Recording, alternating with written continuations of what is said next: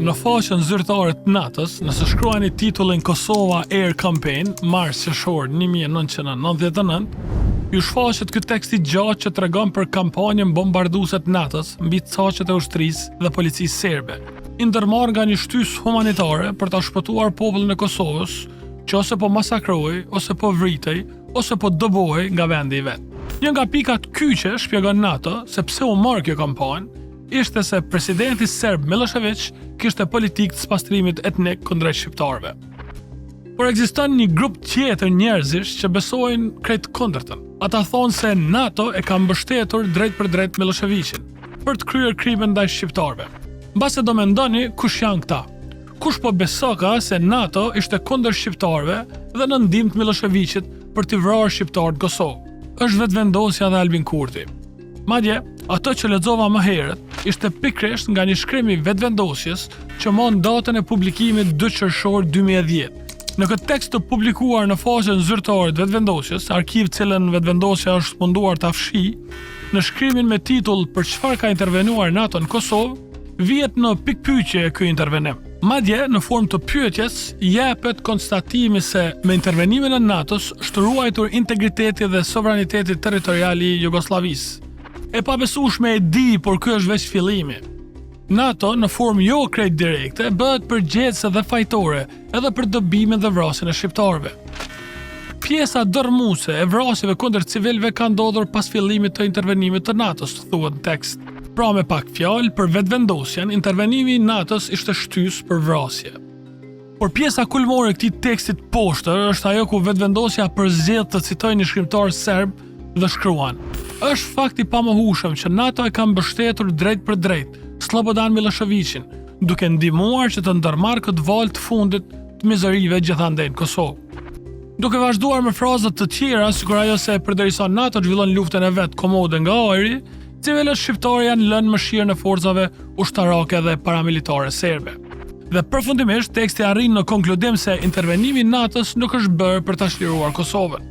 Por nëse mendoni se ky është teksti vetëm i vetvendosjes apo Albin Kurtit që flet kundër NATO-s e intervenimit në Kosovë, jeni gabim. Këto ide dhe ky lloj fjalori i cili gjindej veç në Beograd ishte ngjizur nga Albin Kurti qysh-herët. Ai edhe në vitin 2005, në gazetën që publikonte vetvendosja, kishte ko pas kohë editoriale ku përdorte ngjyra të njëjta për ta pikturuar intervenimin e NATO-s. Me 11 tetor 2005, Albin Kurti shkruante se gjatë intervenimit të NATO-s kishte terror, frikë, panik. E vërteta normalisht ishte tjetër. Intervenimi i NATO-s ishte krejt çfarë kishin kërkuar shqiptarët. Prandaj sot aktorë si Wesley Clark ose Bill Clinton janë heronjtë Kosovës. Por Albin Kurti kishte këtë mision për të gërvishur atë sa mundet imazhin e popullit për NATO-n, për Amerikën, për perëndimin. Kurti shkruan se qytetarët për hetime gjatë bombardimit të NATO-s më shumë u kujtohen si tmerr.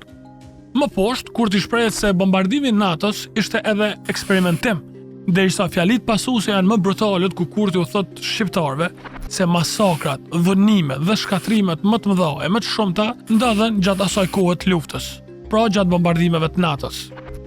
Ai këtu përdor të vërteta teknike pa kontekst për të ripozicionuar rolin e armikut në mendjen e popullit. Është e panevojshme të vazhdohet me citime nga ky tekst. I gjithi është i mbushur me fllëtësi të tilla ku me dinakri dhe me dredhime Albin Kurti tenton të mbush shqiptarët me mlef ndaj një aleance të cilës populli jepte më drejt falënderimin absolut. S'është se nuk ja arriti, me deklarime të tilla edhe fjali se Amerika intervenoi për interesat veta në Kosovë, një pjesë e mirë e popullit forcën çliruese filloi ta shete me smir, e deri edhe me urrëtie. Ka dhe shkrime të tjera që dokumentojnë saktësisht gjën e njëjtë. Madje secila ngjarje suksesme për shqiptarët e për Kosovën të kaluarën është ndotur e përbaltur nga Albin Kurti dhe vetvendosja e tij, deri edhe vetë pavarësia. Megjithatë, 24 marsi, pra fillimi i bombardimeve të NATO-s, sot festohet në Kosovë me të drejtë, por pa drejtësisht. Njeriu që ishte kundër këtij bombardimi dhe u angazhua me krejt çka kishte për ta ndotur si ngjarje udhëhet sot me Kosovën. Albin Kurti kurrë nuk ka kërkuar falje për qëndrimit e tij, çka dëshmon se leximet që jepte nuk ishin gabim, por strategji. Albin Kurti u angazhua gjithë jetën politike për ta riformatuar të vërtetën tonë dhe po vazhdon. Por përkundër korave që sot duken sikur i shkojnë për shtati Albin Kurtit, unë jam absolutisht i bindur se e vërteta historike, përkundër që tash merr goditje që ngjajnë si fatale, do të jetë pikërisht ajo e vërtet që do ta godas fatalisht vetë Kurtin.